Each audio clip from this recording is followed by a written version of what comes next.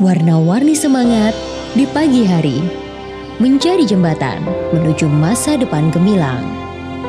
Tak banyak yang menyadari, untuk meraih mimpi dibutuhkan tekad yang matang. Dari sinilah kesuksesan itu dibangun, buah dari ketekunan yang semakin kuat dari waktu ke waktu.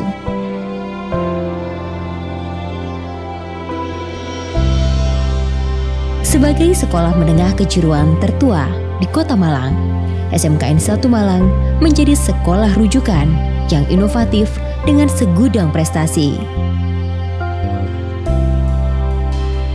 Berdiri di lingkungan yang asri seluas 4 hektar, memantapkan SMKN 1 Malang meraih predikat Sekolah Sehat Tingkat Nasional dan Sekolah Adiwiyata Mandiri. Untuk menunjang kesiapan perkembangan kebutuhan di dunia kerja, pembelajaran di SMKN 1 Malang dilakukan secara dual sistem. Siswa SMKN 1 Malang berkesempatan untuk mempraktekkan teori dari ruang kelas ke dunia industri dengan model pembelajaran Teaching Factory.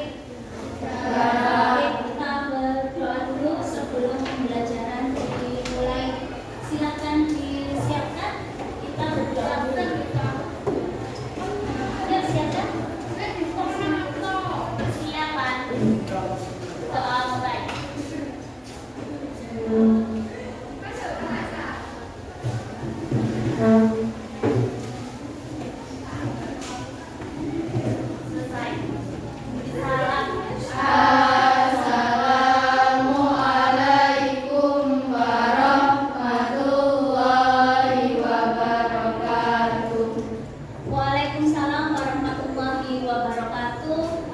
Pembelajaran hari ini mudah-mudahan kalian dalam kondisi yang sehat dan tetap semangat ya. Oke, saya absen dulu. Yang masuk hari ini Ambar Meilana ada? Kemudian Ambar Meilani, Andini Citra,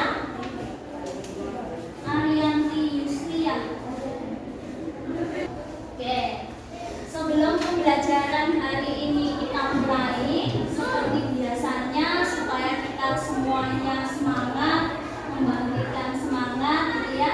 Silakan kamu untuk memimpin teman-temannya menyanyikan lagu nasional. Ya. Boleh, mau nyanyi lagu apa hari ini? Garuda Pancasila. Silakan.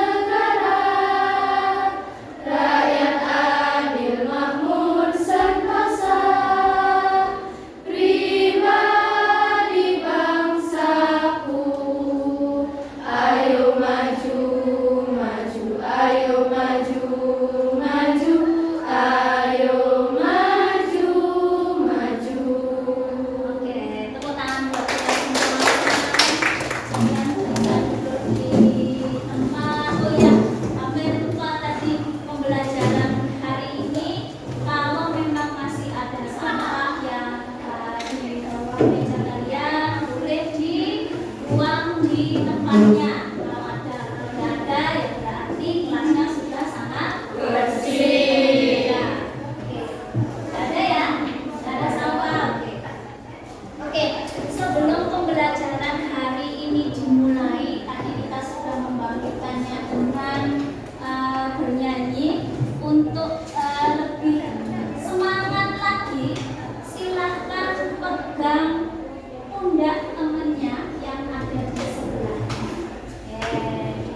pundaknya.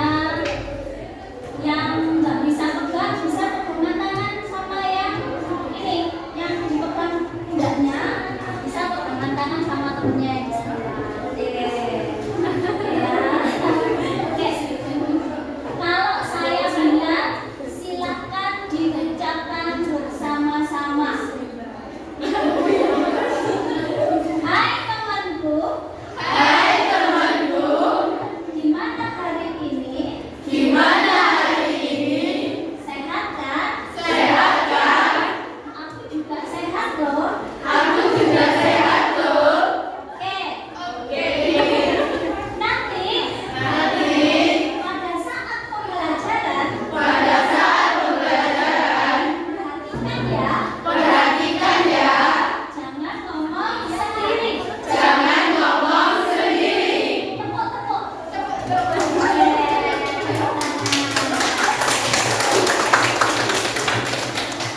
Nah, oke, berarti kita sekarang masuk ke materi tentang kepuasan pelanggan atau kepuasan konsumen. Nih, tujuan pembelajaran kita hari ini yang pertama adalah peserta didik nanti setelah berdiskusi kalian mampu mendeskripsikan tentang pengertian konsep kepuasan pelanggan. Kemudian yang kedua, peserta didik mampu menerapkan sikap kerja yang dibutuhkan untuk mewujudkan kepuasan pelanggan. Yang ketiga, peserta didik mampu mengidentifikasi ketidakpuasan pelanggan dan bisa mengambil tindakan. Yang keempat, peserta didik setelah berdiskusi mampu mengukur kepuasan pelanggan dengan teliti. Dan yang terakhir, bahwa peserta didik setelah berdiskusi mampu membuat daftar pernyataan survei kepada pelanggan dengan penuh tanggung jawab. Oke. Nah, sebelum masuk ke materi, ya hari ini Bu Ririn akan kasih pretest dulu. Keluarkan HP-nya, kemudian silahkan barcode-nya dinyalakan, kemudian masuk ke pertanyaan pretest. Yang nggak bisa terlalu jauh, bisa mendekat untuk ke depan untuk ngambil linknya. Boleh, silakan.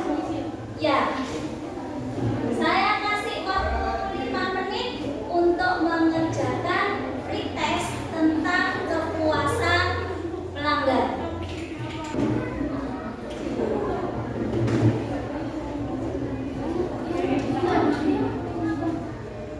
Akan cukup 5 menit saja. Oke, sudah semua ya? Sudah? Soalnya cuma ada 8. Jadi saya kira 5 menit itu sudah cukup untuk mengerjakan pretestnya. Oke. Sekarang kita masuk ke materi. Materinya tadi tentang kepuasan pelanggan.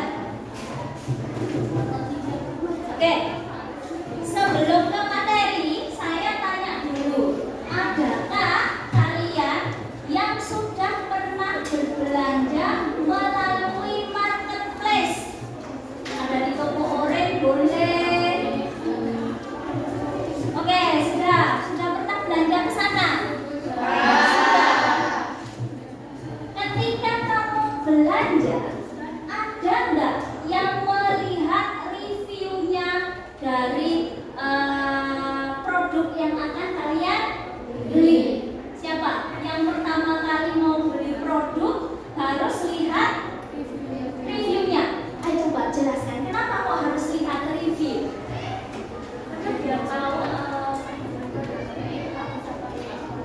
Biar tahu kandungan produknya bagus atau tidak.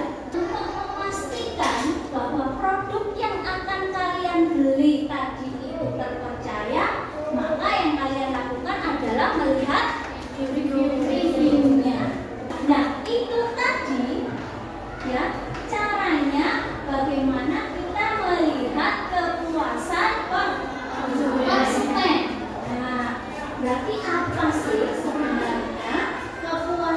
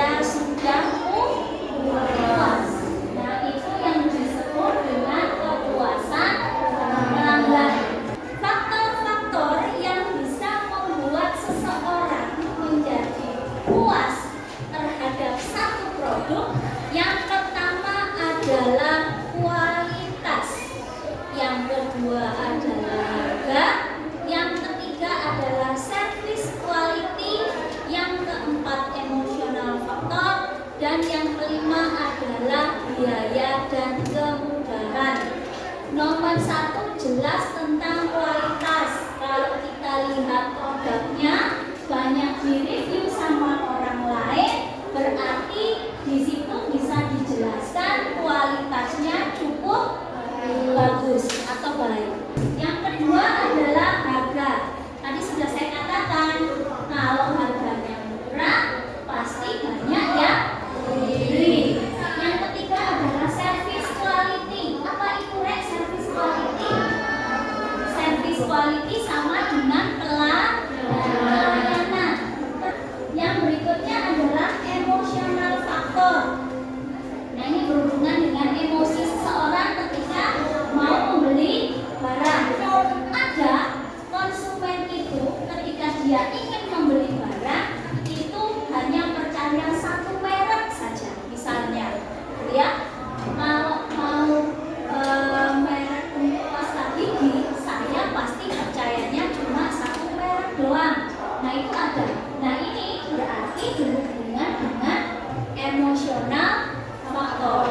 Ya, yang kelima adalah biaya dan kemudahan. Semakin rendah biayanya dan diberi kemudahan, maka kita akan semakin terpuaskan, semakin senang dengan produk yang kita beli. Oke, kita lanjut dulu. Berikutnya ini manfaatnya, ya, manfaat yang diperoleh dengan memperhatikan kepuasan pelanggan. Tadi kalian sudah jelaskan akan ada pembelian yang berulang, ya benar ya. Bahkan kalian sering menceritakan dari mulut ke mulut. Pakai aja produknya ini. Kalau pakai produk ini, itu lihatan nih wajahku jadi glowing misalnya. Padahal harganya tidak mahal. Nah, ini merupakan promosi dari mulut ke mulut yang bagi perusahaan itu sangat menguntungkan karena tidak perlu mengeluarkan biaya promosi yang mahal, tapi ternyata sudah dipromosikan sama konsumen. Ini luar biasa, ini beberapa manfaatnya, ya. Oke, sampai sini jelas ya? Oke, jelas. Nah, ini cara untuk mengukur atau memantau kepuasan pelanggan. Gimana sih caranya supaya kita tahu bahwa pelanggan di situ itu ternyata senang, puas, ingin kembali lagi beli ke situ dan bahagia. Yang pertama dengan melakukan survei kepuasan pelanggan. Nah, ini nanti yang akan kalian cari gimana sih caranya untuk membuat survei kepuasan pelanggan. Karena dengan survei ini biasanya akan lebih reality, akan lebih nyata, pengukurannya nyata, hasilnya juga jelas karena kalian langsung ke orang yang bersangkutan. Yang berikutnya adalah dengan sistem keluhan dan saran. Pernah baca produk kemudian dibawa sendiri, itu ada layanan call center, benar sekali, layanan keluhan atau pengaduan konsumen. Biasanya di perusahaan-perusahaan besar itu ada nomor teleponnya, ya, atau melalui klinik, melalui kotak saran. Yang berikutnya adalah ghost shopping atau mystery shopping. Apa ini maksudnya? Ghost shopping itu adalah mempekerjakan orang lain, ya, mempekerjakan orang lain untuk menjadi konsumen bayangan di perusahaan pesaing. Jadi di perusahaan pesaing seakan-akan dia membeli produknya untuk mengetahui apa kelemahan dan kelebihan dari produk tersebut. Yang terakhir adalah lost customer analysis. Apa itu lost customer analysis? Jadi mereka menghubungi konsumen-konsumen yang sudah tidak menggunakan produknya kembali. Nanti kalian akan mencoba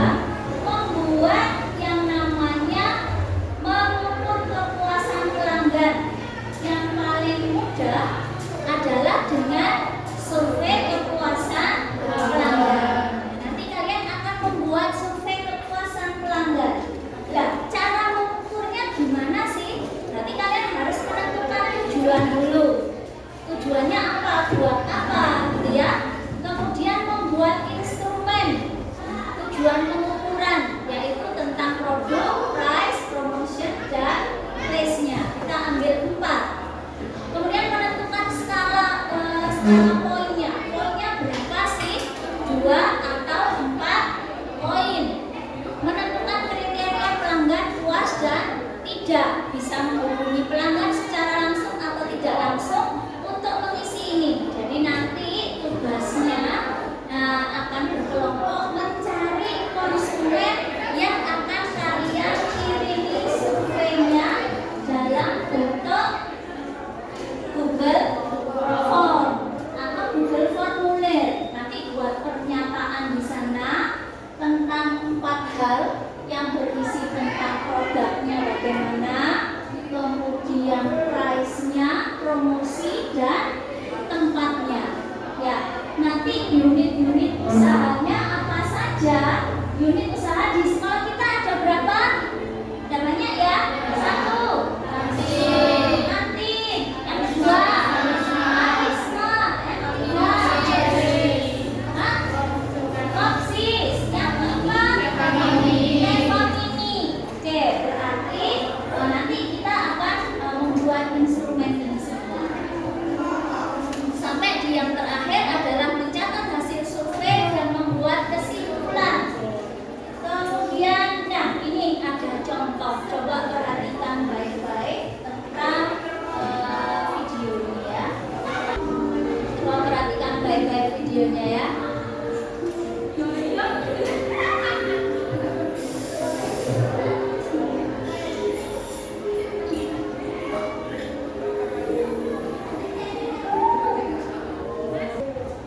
Oke, sampai sini kalian paham ya? Pernah nggak mengalami yang seperti di dalam video?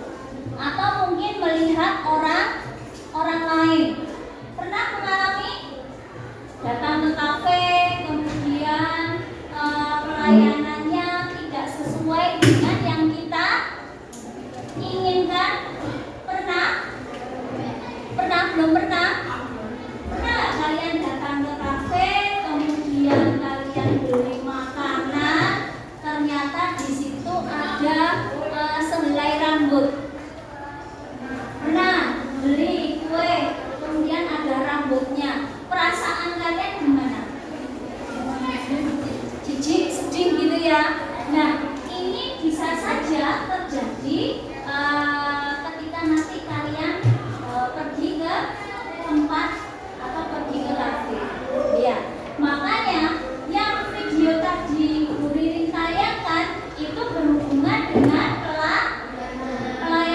Pelayanan itu penting banget, di mana konsumen itu merasa senang dan tidak. Sehingga kalau dia senang, pasti dia akan cerita ke temannya. Kemudian dia akan datang kembali suatu saat nanti kembali ke tempat tersebut.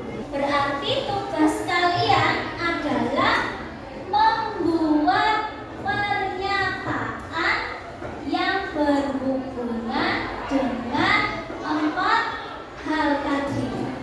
Yang pertama adalah tentang kualitas, harga, pelayanan, dan promosi.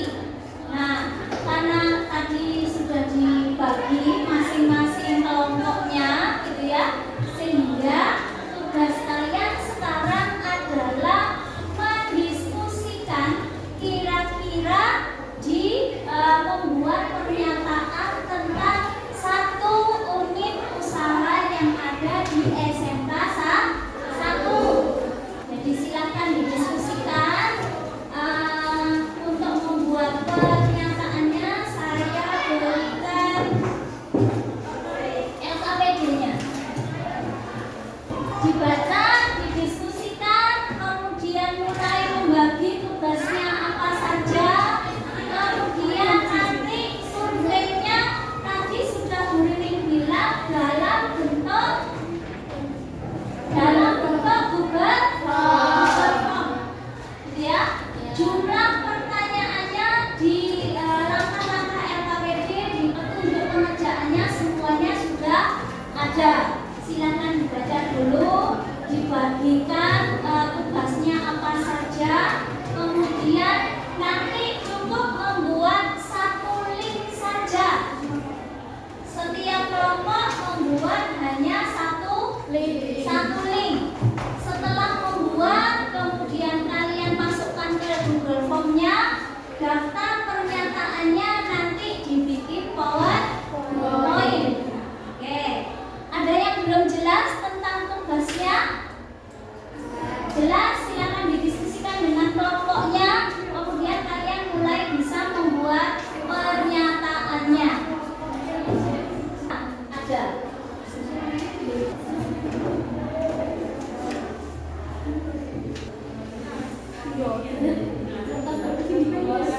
Nanti masing-masing kelompok untuk menyebarkan surveinya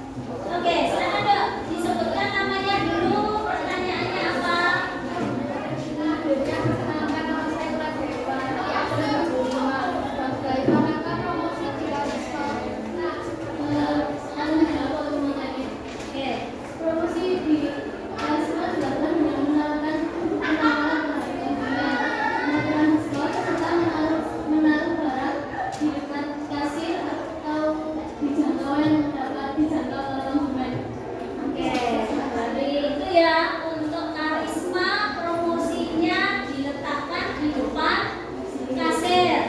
Biasanya dalam 1 bulan itu karisma selalu ada barang yang dipromosikan. Ya, benar ya? Oke, untuk pernyataan yang sudah dibuat kira-kira sudah tepat, sudah sesuai belum sama dimensi-dimensi yang sudah disampaikan? Yang dari IPA tadi ada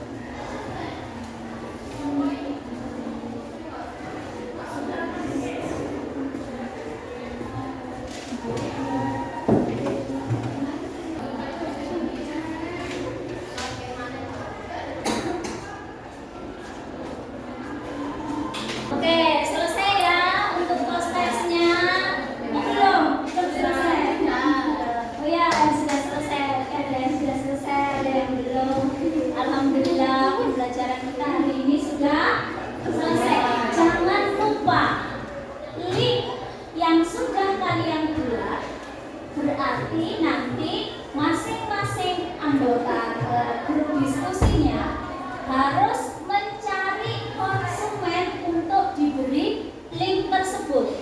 Ya, kalian bisa mendatangi unit usahanya. Kemudian kalau ketemu ada konsumen, silakan diminta nomor HP-nya atau kasih linknya biar diisi. Sebagai pembelajaran minggu depan kita akan mengukur atau menghitung atau menganalisis dari hasil survei yang sudah kalian sebarkan. Oke, mengerti? Jadi masing-masing punya kewajiban untuk menyebarkan minimal 2 konsumen. Kalau lebih berarti lebih bagus. Berarti pengukurannya semakin akurat karena semakin banyak konsumen yang mengisi di link